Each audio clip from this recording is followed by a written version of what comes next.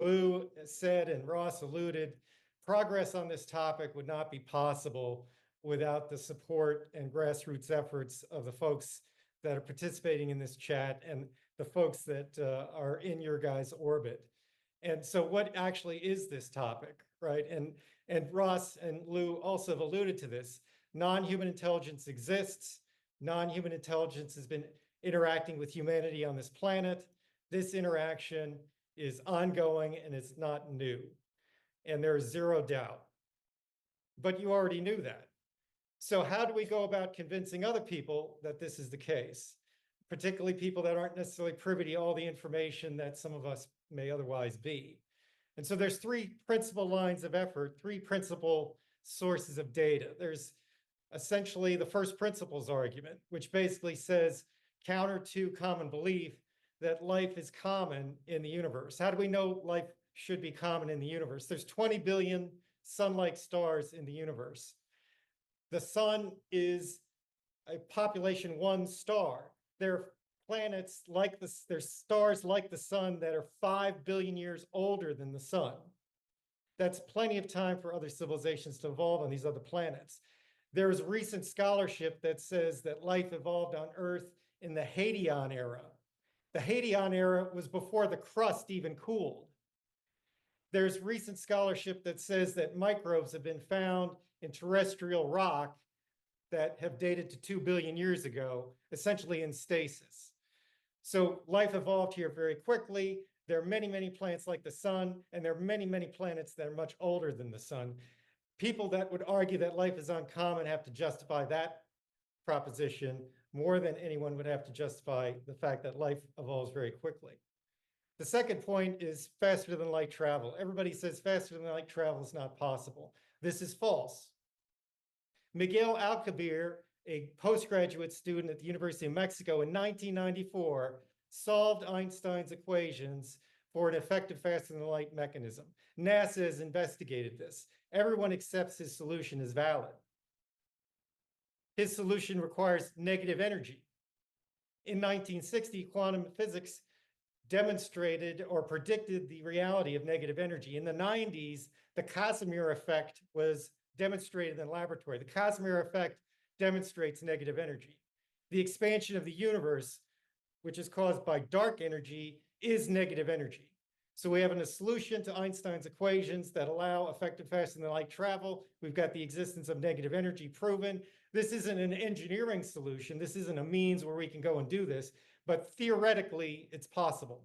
And this is not argued by modern scholarship. So from a first principles, life is more than likely common, and we know that Einstein's equations support effective faster than light travel. That's the first principles argument.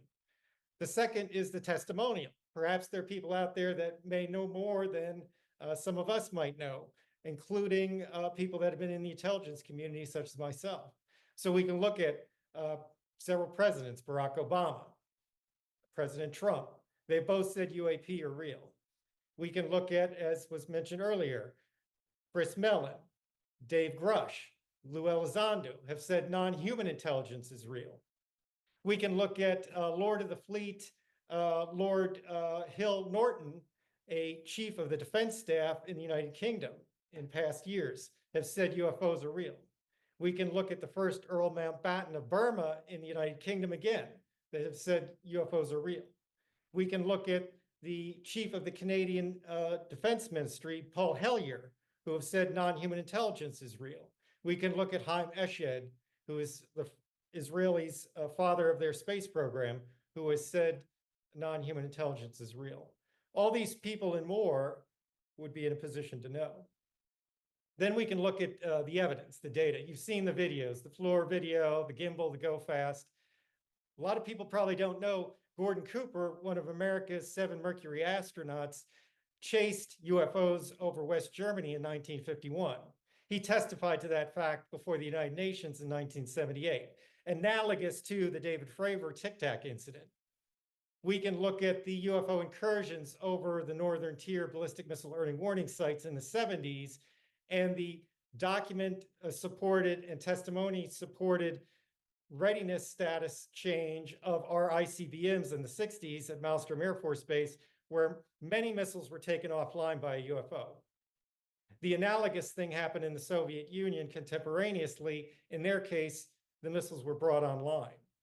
There's an agreement between the United States and, at the time, the Soviet Union, intending to reduce the threat of nuclear war, that talks about each party notifying the other if UFOs are impinging on their warfighting systems, because this was recognized as a fact.